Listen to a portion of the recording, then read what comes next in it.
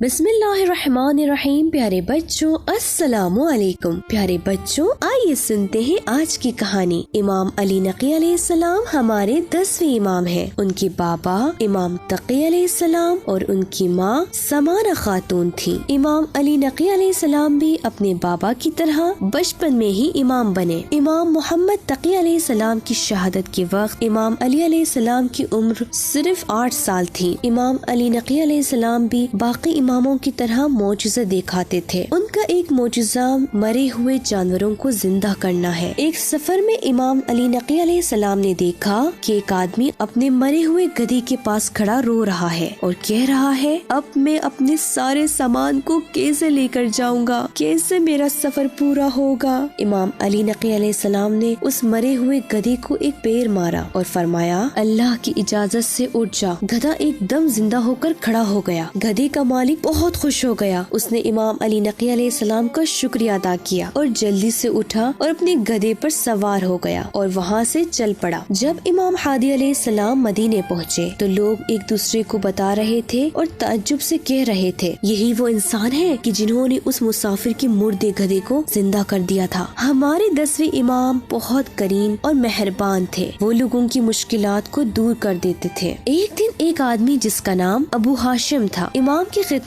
میں پہنچا۔ ابو ہاشم کو پیسوں کی بہت زیادہ ضرورت تھی، اس لیے وہ پریشان بھی تھا۔ امام علی نقی علیہ السلام اس کی حالات کو جانتے تھے۔ اس سے پہلے کہ ابو ہاشم کچھ کہتے، امام علی نقی علیہ السلام نے فرمایا، اے ابو ہاشم، تم خدا کی کن کن نعمتوں کا شکریہ ادا کر سکتے ہو؟ خدا نے تمہیں ایمان دیا اور اس ایمان کی وجہ سے تمہارے بدن پر جہنم کی آگ کو حرام کیا۔ تمہاری پروردگار نے تمہیں تندرستی دی تاکہ اس کی عبادت کرو۔ خدا کی اتنی زیادہ نعمتیں ہونے کے بعد بھی تم کیسے اس سے کچھ نہ ہونے کی شکایت کرتے ہو؟ اس کے بعد امام علی نقی علیہ السلام نے ابو ہاشم کو 100 دینار دیے تاکہ وہ اپنی ضرورت کو پوری کرے۔ امام علی نقی علیہ السلام کے زمانے میں کئی ظالم بادشاہ گزرے، لیکن سب سے اہم متوکل کی حکومت کا پیریڈ تھا۔ متوکل بہت ہی بے رحم اور ظالم تھا۔ اس کے دل میں اہل بیت کے لیے بہت ہی نفرت اور دشمنی تھی۔ متوکل کسی کو بھی امیر المومنین کی فضیلت بیان کرنے اور ان کی تعریف کرنے کی اجازت نہیں دیتا تھا، اور اگر کوئی ان کی تعریف کرتا بھی تو بہت سختی سے سزا دیتا تھا۔ ایک بار اسے پتا چلا کہ کسی نے امام علی علیہ السلام، حضرت فاطمہ الزہرا سلام اللہ علیہا، امام حسن علیہ السلام، امام حسین علیہ السلام کی فضیلت کے بارے میں حدیث پڑھی ہے، تو متوکل نے اسے 1000 کوڑے مارے۔ متوکل نے اپنے گورنر کو حکم دے رکھا تھا کہ اہل بیت کے ماننے والوں کو ستایا اور پریشان کیا جائے۔ ظالم متوکل نے اسی طرح امام حسین علیہ السلام کی قبر کی بھی بہترامی کی، اس جگہ کو کھیت میں بدل دیا، پھر اس کے چاروں طرف سپاہی لگا دیے تاکہ کوئی بھی امام حسین علیہ السلام کی قبر کی زیارت نہ کر سکے۔ متوکل نے اعلان کر دیا تھا کہ جو بھی امام حسین علیہ السلام کی قبر کی زیارت کرے گا اس کو بہت سخت سزا ملے گی، لیکن امام کے چاہنے والے ان کی زیارت سے پیچھے نہیں ہٹے۔